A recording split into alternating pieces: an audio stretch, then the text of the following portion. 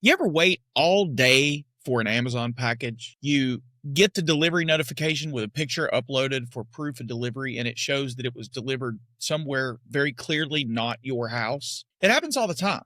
Well, what do?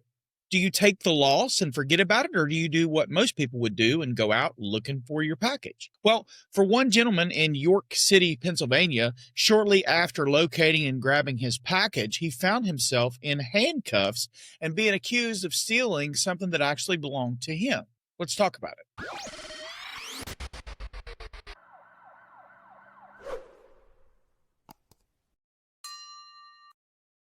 What's up, you guys? Welcome back to Southern Draw Law. My name is James White, criminal defense attorney, former prosecutor, former police officer. So Carlos Varga did exactly what I've literally done twice in the past month. That is to go to my neighbor's house, walk up on their porch without their permission, and get my package that was misdelivered to their house. But for whatever reason, when he did it, he ended up in cuffs. So before we go too far into the analysis on this case, I just want to show you the actual video, and the relevant portions are only about 4 minutes long, so I'm just going to play those. And then once we watch that, we'll peel back some of the layers of the onion, and we'll talk about the legality of what we're seeing here. Let's check it out. Before you detain me, you should read the box and my ID before you detain me. Shut up! Yes, I am. You detain me for no reason. Officer Picker. No.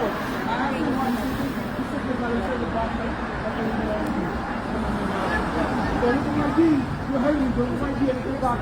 Because so you can uncuff me already. That's it. No, you work for me. Alright? You're Norwegian. You're fucked. Stop me. No, you're not. Look at ID. You're too swift. Look at ID. Look at the box. Go get the box. Get the box. Get the box. As a concerned citizen, can I know why 4 officers are here? As a concerned citizen, can I know why 4 officers are here? As a concerned citizen, can I know why 4 officers are here?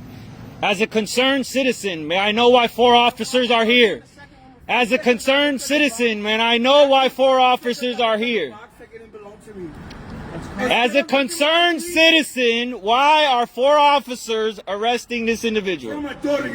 In front of his daughter and his dog. Is it because you can't verify that that's his package or not? You don't arrest for that. You do an investigate. What the f is that? Let him go then. Let him go. No. That's wrong. If he's not arrested, you let him go. If he's not arrested, you let him go. If he's not arrested, he don't have to talk to you.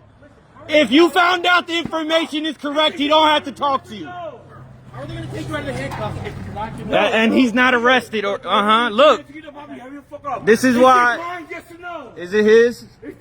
Is it his? Is it his? Concerned citizen recording. Is it his? Is the package his? Is the package his? Officer, please answer my question. Is the package his for the investigation you have been conducting? Hey.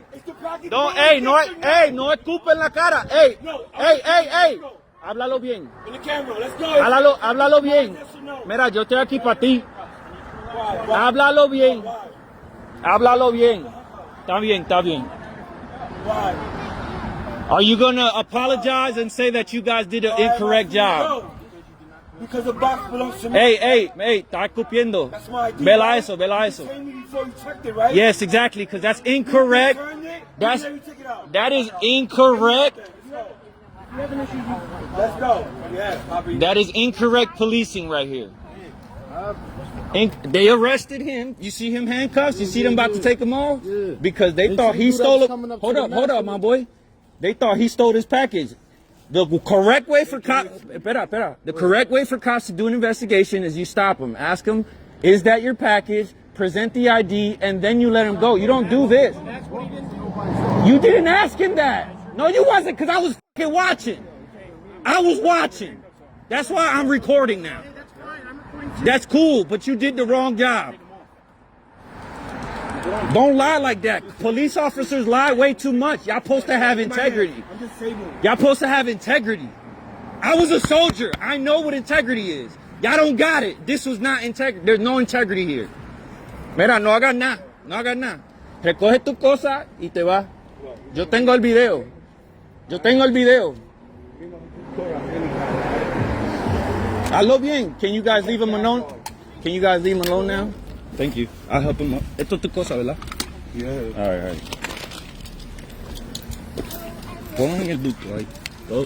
Ponlo en el busto. Now, I'll admit, when I first saw this case, I considered using this police commissioner, Michael Muldrow, because of his response as my good cop of the week. But the more I looked into it, it just didn't sit very well with me. So I'm going to lay out what I think actually happened and why I went from admiring the commissioner's approach to needing to see just a little bit more before I nominate him for such a prestigious award as to be Cop of the Week on Southern Draw Law. So for starters, we need to talk about Terry versus Ohio. And as all of you know by now, the Terry case is the one that gave us the language of reasonable or articulable suspicion. But what most people, and very specifically poorly trained cops, don't understand about Terry and the specific phraseology of reasonable articulable suspicion is that it is conjunctive in nature. Now, what do I mean by conjunctive in nature? I mean that all of these ideas, or all three words, reasonable, articulable, and suspicion, are tied together. If someone says, James, what do you want for lunch? And I say a number one or a number two, that is what's known as disjunctive, meaning that either of those things would work.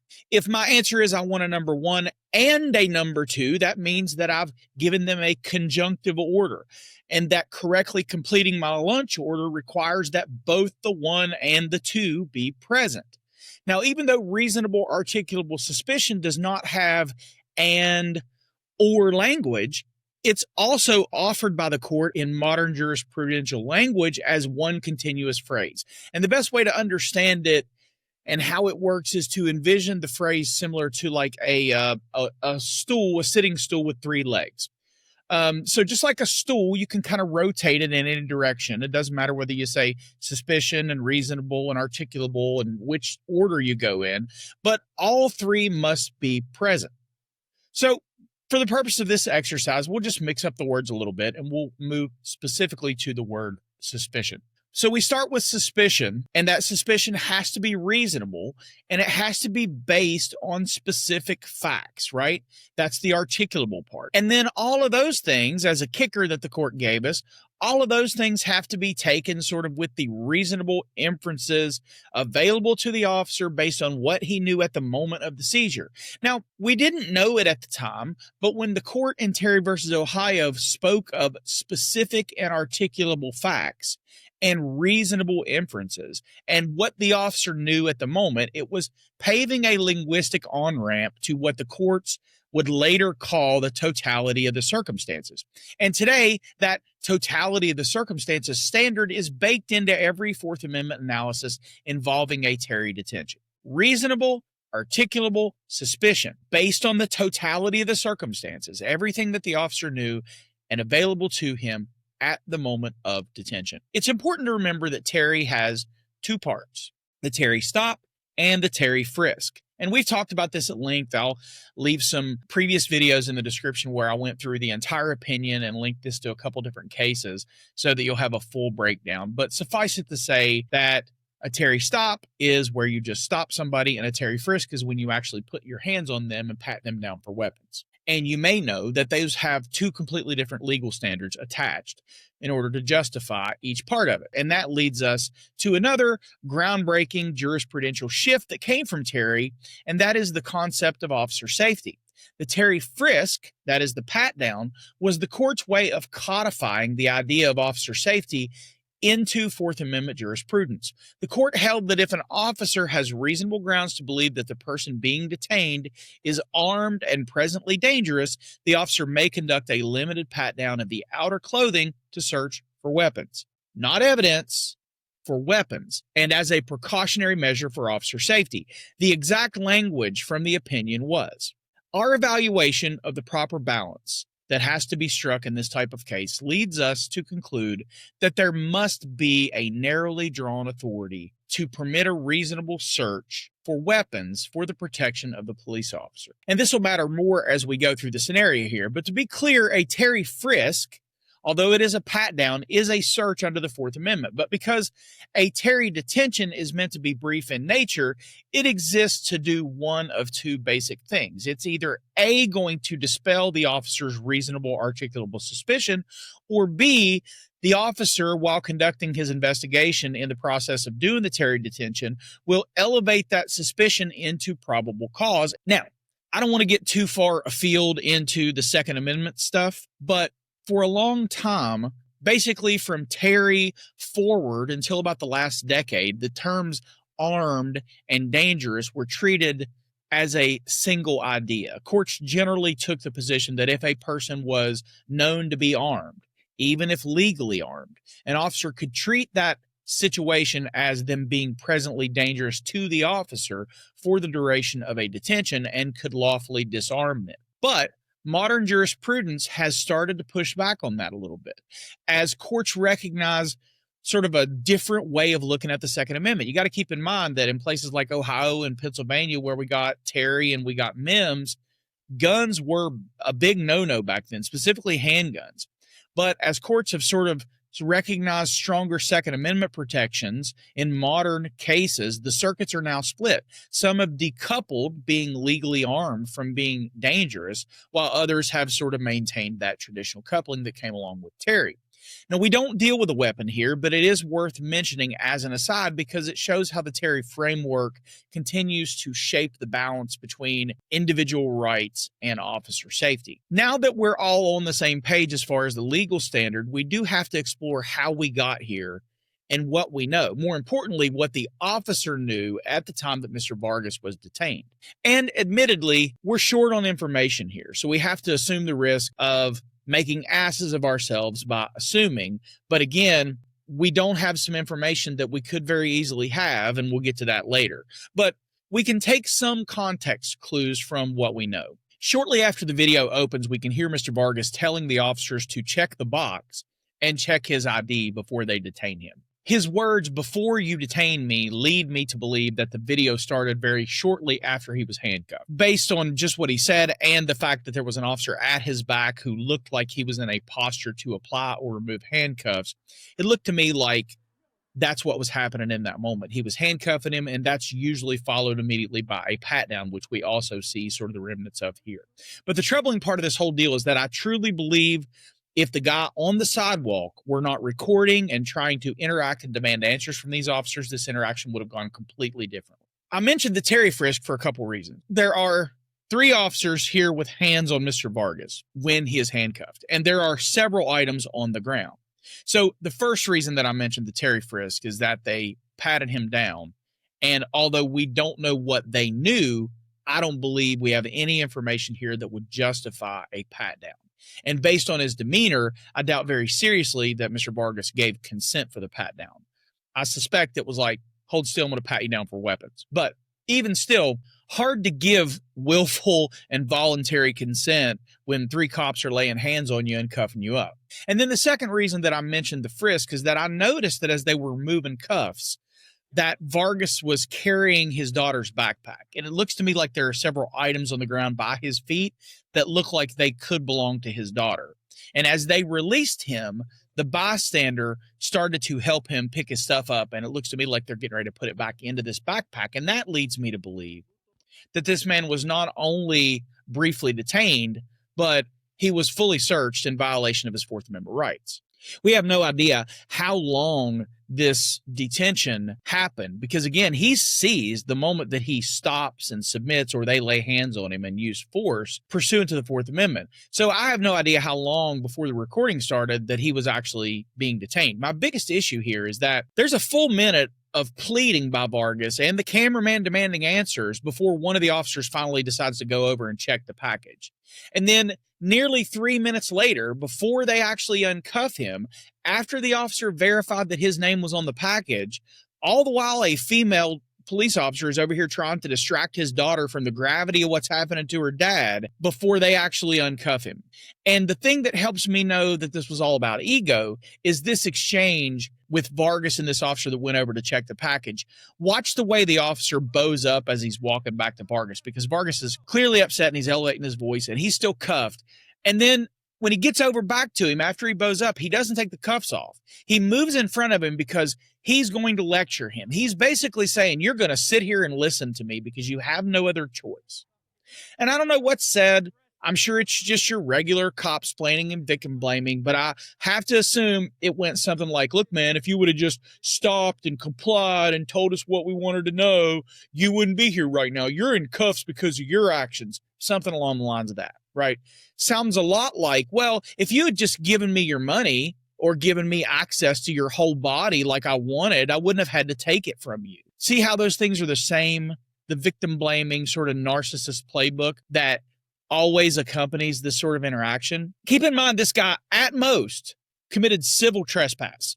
And I say civil trespass because in order to commit criminal trespass, you either have to have an illegal intent at the time that you enter someone else's property, or you have to remain on the property after being told to leave.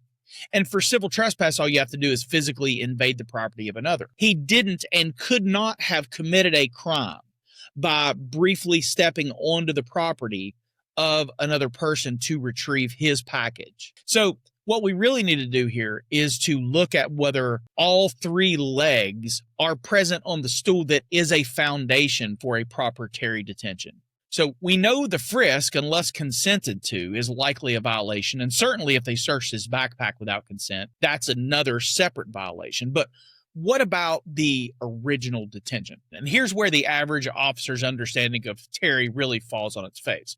Remember that these are the same guys who think that if you don't immediately comply with whatever they tell you, you've committed the heinous offense of resisting or obstructing because they're convinced for whatever reason that every word that falls out of their mouth and offered to somebody in their presence while they're wearing a uniform is a lawful command simply because they have a badge and a gun. So let's define our basic terms here.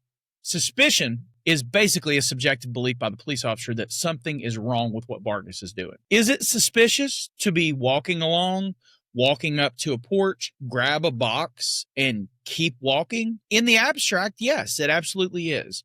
In order for the second leg to be present, that suspicion has to be articulable. In other words, explainable by you based on specific facts. And I don't think that's really deniable here. Most people don't pick up packages and walk away. So most people would probably agree that it's suspicious, and most people could point to the specific factual basis for that suspicion. But what about that third leg, the leg of reasonableness? Remember, you have reasonable, articulable suspicion. That's where this thing sort of goes off the rails. This is where the language the court used to ultimately pave the way for what we now call the totality of the circumstances comes into play. Because if you take everything available to the officer at the time of the seizure, would a reasonable police officer believe that criminal activity was afoot? The answer for me is very clearly no. You have to remember that totality of the circumstances does not favor one person or the other, or one party or the other. It's completely objective. We cannot ignore the fact that we have no complaining witness, we have no individual victim alleging a theft of packages, and certainly no one saying, hey, this guy is doing something that's crazy, right?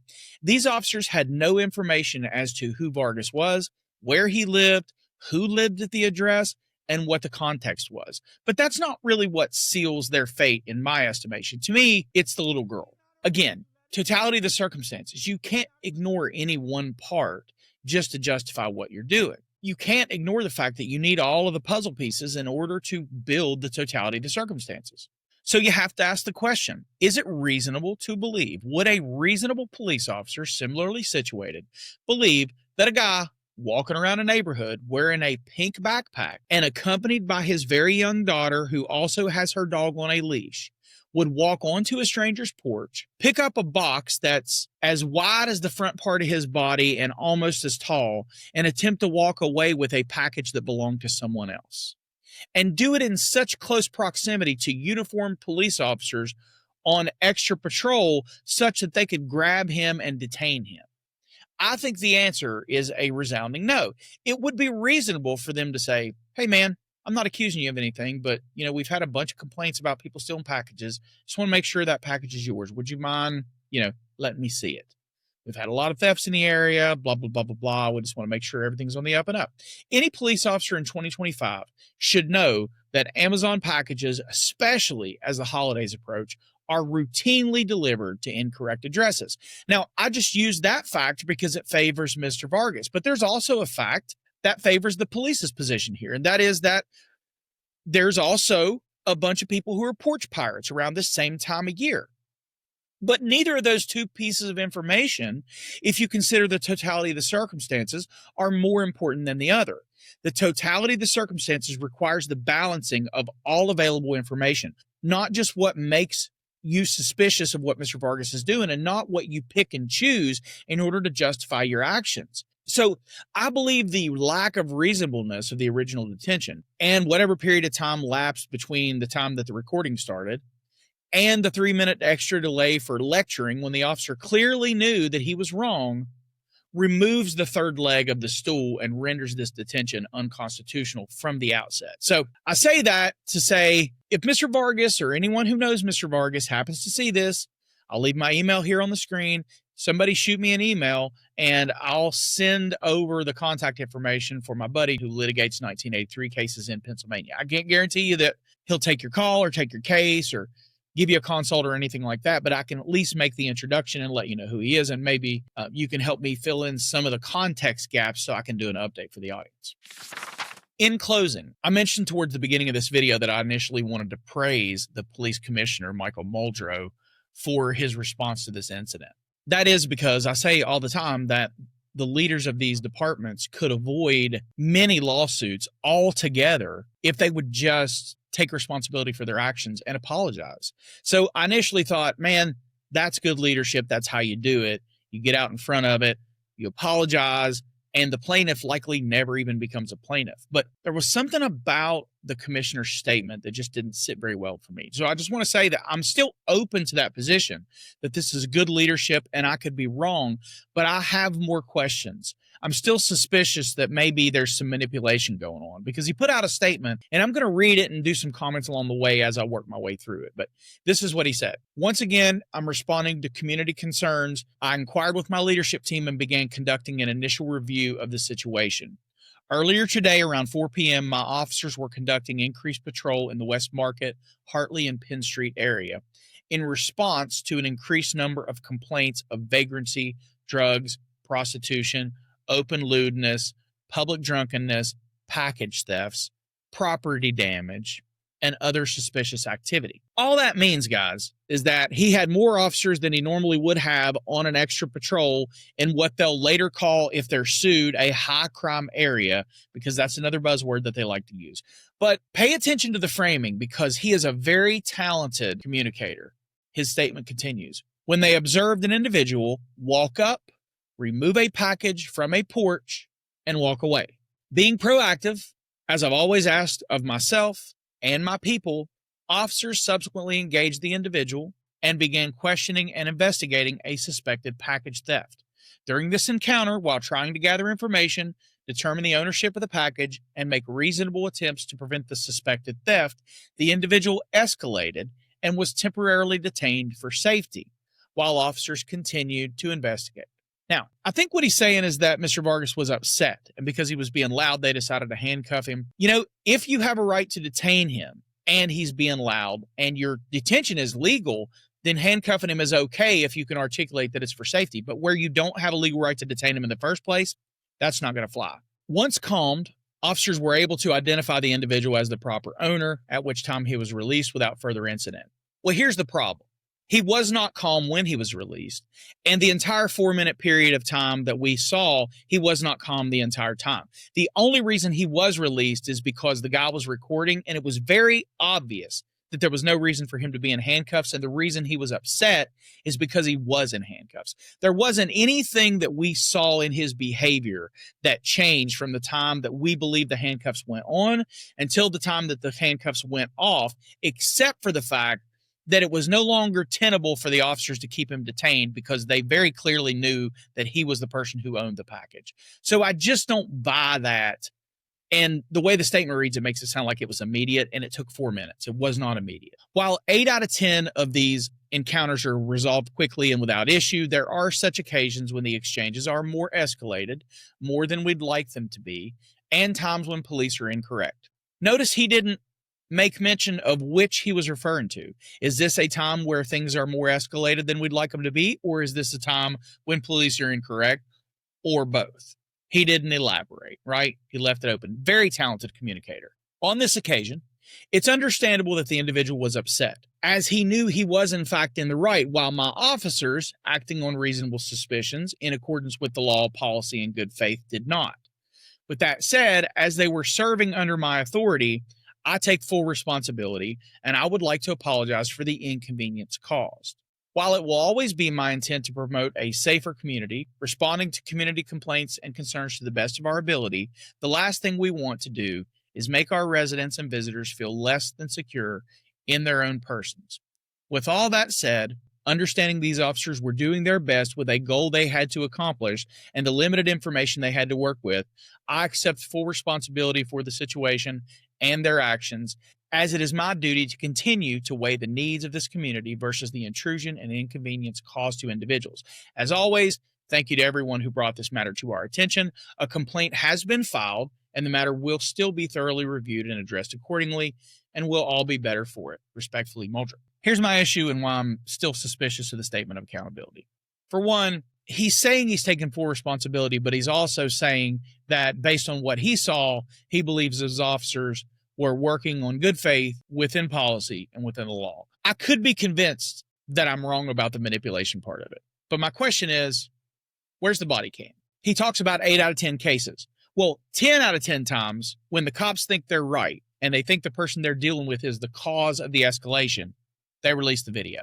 That's exactly what they did to Brashari Faulkner in Senatobia, Mississippi, when she was battered and had excessive force used on her over a handicapped parking space. They knew if they released the video, the public would likely not like the way that Ms. Faulkner acted, and so they played on public sympathy, they played on public support for law enforcement, and they released the video, understanding that would cause it to probably go away. Now, the officer on scene here, who ultimately went over and investigated the name on the package, said that he was recording. So where's the video?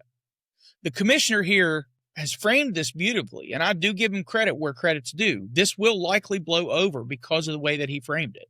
But I believe this statement is meant to manipulate, because I think it basically says, my guys were out here doing what they were supposed to do, that I told them to do. I take full responsibility for what I told them to do. They were operating in good faith within policy, within the law. They were in a high crime area. They stopped someone that did something that everyone would recognize as suspicious. And you guys are always constantly complaining about people stealing your packages from your porches and the uncontrolled crime in this particular area. We were out trying to solve this problem for you. And this guy, due to his unwillingness to cooperate, was briefly inconvenienced. That's what I think. If you strip away all the niceties and all the flowery language, I believe that's what this statement is saying. And you know what? I'm 100% willing to admit that I got this wrong if I'm wrong. So if they release the body cam, I'll do an update video giving my honest take on the officer's initial approach to resolving this. But my guess is there's something on that video that they do not want to invite the public to see. I'm not much of a conspiracy theorist. I'm not saying this is a grand conspiracy. What I'm saying is there's something about this that stinks. So we just need to press a little bit more and see if they're willing to put the video out and prove us wrong. And it's not just us interested. This thing was played on the Young Turks with Dr. Rashad Ritchie. Atlanta Black Star published it. This has gotten hundreds of thousands of views. It's got enormous public interest, but I'd like to see the video. Then I'd feel a little bit better about it. And I'm willing to apologize to the commissioner here if I got this wrong. So anyway, I just wanted to bring this to your attention. I want to thank Jill for sending it over to me. She was the subscriber of mine that sent me this story and suggested potentially that I would comment on it. So I do think it's an important discussion. It gives us an opportunity to revisit Terry and sort of help define how important the balance of those three legs is to make sure that the table doesn't topple when you're dealing with the foundational issues of a proper Terry detention. So anyway, I invite you to check us out on the socials. You can use your camera on your phone to scan the QR code on the screen. That will take you to our Linktree site, which will then give you an opportunity to sign up for Facebook, TikTok, Substack. You can sign up on a paid tier of Substack if you want to, but that's only for people who want to support the channel monetarily. I don't put anything on these platforms that people have to pay for. If you don't want to follow us to other platforms, but you'd like to support monetarily, I'll leave my Venmo and PayPal links both here on the screen as well as in the description. Please remember to like and subscribe and leave a comment on the video. Check out some of the other videos on the channel and leave a comment on there as well. Until I see you again, take care. Always film your interactions with the police and keep your evidence to yourself.